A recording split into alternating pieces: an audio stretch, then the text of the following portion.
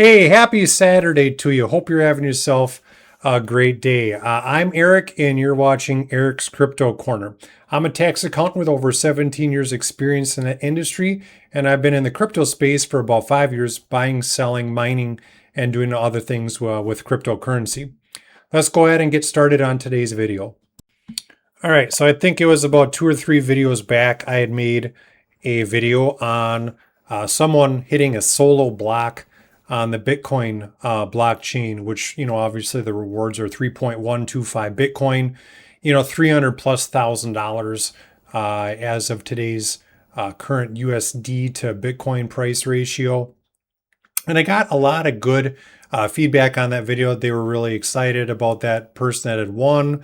Obviously, people hit solo blocks regularly as we looked at the CK pool and public pool and things of that nature. But I did get a few people through the comments that were kind of confused about the odds of hitting a Bitcoin block. So today I wanted to go through what are the odds for you or me or anybody else to hit a Bitcoin block. And that it's going to be a fairly short video. I just want to show you a tool to find this out and what you can do to increase your odds. All right, so the tool is really just a website. You can see it here on your screen. It's at solochance.org. Really, this little website just basically takes your chances of hitting a Bitcoin block or any other proof of work coin. So you can see right here, we start with selecting what currency you want to use. You can do Bitcoin, Bitcoin Cash, Litecoin, these other smaller projects like Ravencoin. We've got Ethereum Classic, which is a really old school one. But you pick your currency here or your project that you're mining on, and you simply select your terahash, gigahash, pentahash, whatever. Now, obviously, make sure you select the right one here. If you're doing Bitcoin mining and you have a home Bitcoin miner, chances are good you're in the terahash or even gigahash area. Different projects use different difficulties or speeds, hash rate units, whatever you want to call it here. And you just put in your hash rate. Now, I know at my setup, I've got 2 Avalon Nanos, one's a 3 and one's a 3S. I've got a Lucky Miner and I've got a BitX. Now, if I add up all that hash rate together, that's about 7 terahash on the Bitcoin network. And you simply click calculate. That's it. All right. So it's basically saying here's your hash rate. Here's the network hash rate. Now, the block interval is like we've talked about before on Bitcoin's blockchain is around every 10 minutes. And this is what your chances are every 10 minutes. 1 in 155, million every 10 minutes. So in effect, you're getting a chance every 10 minutes to hit a Bitcoin block when you're solo mining. And these are my odds. Your odds may vary depending on your hash rate. This is my chance every hour. I have a 1 in 25 million, chance every hour. And way down here in the year, you can look in here the day, per week, per month. But way on the end here per year, I've got 1 in 3,000 chance. Now you may say, well, those odds are good. Well, they're not. I mean, one chance in a year of submitting something every 10 minutes, obviously is still very low odds, of hitting a block.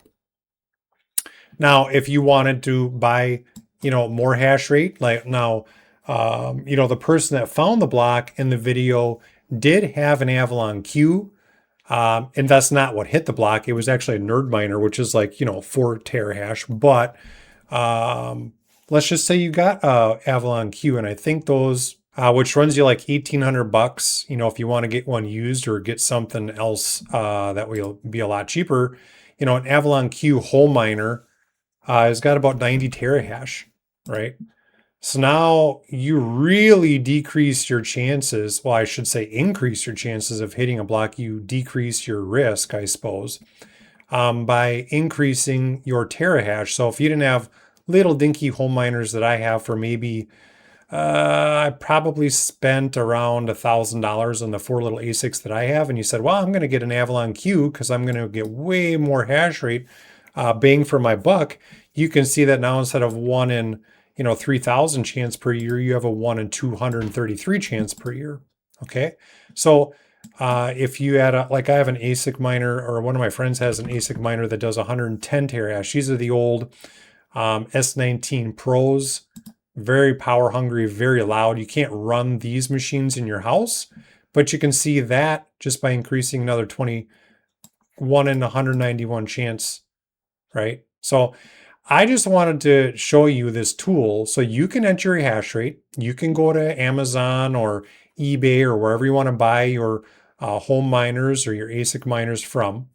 You can look at how much you're going to spend on that equipment, and then you can look at what your chances are, for hitting a block. Okay. Now the other comment that I got was, well, you're not really including, the cost of electricity inside of your, you know, video. And obviously, I have no idea what everybody else's electricity costs. But if you want to figure out your overhead costs of not just buying the equipment that you want to solo mine or mine to Bitcoin or anything else, you can go ahead and just use this kind of simple Excel layout here. And what I've done is I put the three, I own these two. I own a BitX, I own an Avalon Nano 3S. And this is kind of the dream machine. I mean, I would love to get an Avalon Q. I just can't afford, an Avalon Q right now. But it shows how much the wattage is that you're going to consume. So you know how much power you're going to have to spend every month or every day. And so what we've got is the watts here. You can see obviously my two little ones that I own right here really don't chew up a whole lot of wattage, whereas an Avalon Q really does. Now this still can be used at a home, with a regular outlet kind of thing. That's not going to pop your breaker unless you've got a pretty small breaker on your outlets there. But if I'm running this 24 hours a day, this is the total watts used per day, kilowatt hour conversion, since, every single place in the United States that I'm aware of charges per kilowatt hour. And this is my cost. I pay 15 cents per kilowatt hour. If you pay more or less, this is going to drastically change your daily, weekly, monthly, annual costs on the overhead of the power. And you can see what our costs are per day. That it costs me 7 cents a day to run a BitX, 22 cents a day. Oh, I didn't put this. Oh, I did. 22 cents a day to run the Avalon Nano 3S.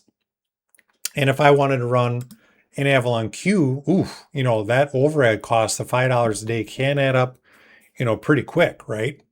So you can see that at the end of the month, the Avalon Q is going to run you about $175 versus $6 or $2 here. So you really just have to ask yourself, if I'm going to be solo mining, how much do I want to invest, in the equipment?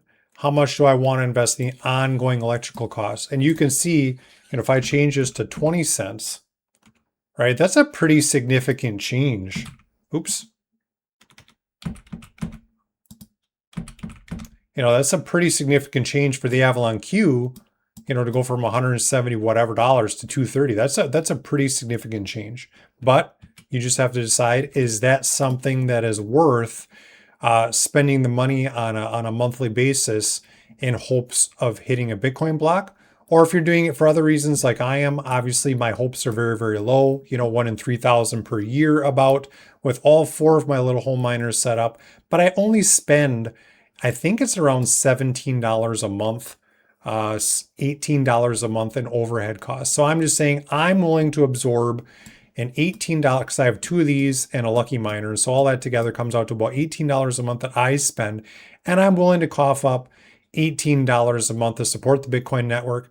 And if I end up hitting a block, well, then yay me. That's wonderful. But I'm willing to spend $18 a month. I don't think I'd be willing to spend personally $172 a month on power, even though I would love to have that much hash rate. All right, so hopefully you now have the tools to determine how much you want to spend on equipment and power on a monthly basis in order to either support the Bitcoin network, or maybe you're here in hopes of hitting a block. I know that my odds are extremely low, very, very low every year. every 10 minutes even, obviously. And if you want to, invest more, invest more. If you don't want to invest in anything, then don't. You can just buy Bitcoin and put it on your cold storage device and buy it from a centralized exchange, and that's fine. I do this because I think it's a fun hobby, and I don't mind spending $17 a month or $18 a month of power in hopes every 10 minutes that maybe I'll get lucky and hit a Bitcoin block, because every 10 minutes, somebody does. All right. Thanks for stopping by today. I really appreciate it. If you have any questions about how to do ASIC mining, what your odds are using the tools we talked about today, power cost, things like that, feel free to comment below. I'm always happy to respond to viewers and help you out in the comments section. Okay. So as usual, this video is for informational purposes only. It is not financial advice. So until next time, peace.